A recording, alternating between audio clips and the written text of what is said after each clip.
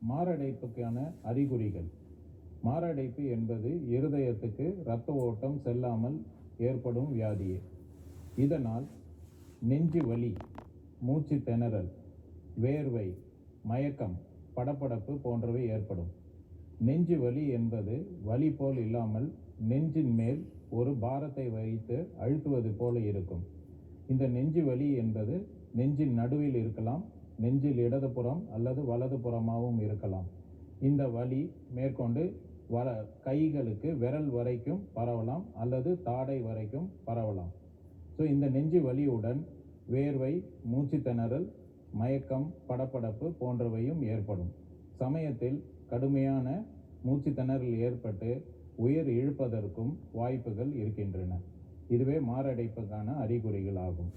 இந்த அறிகுறிகள் வந்த உடனே மருத்துவரை அணுகி முதலில் ECG என்ற டெஸ்டை செய்து பார்க்க வேண்டும்.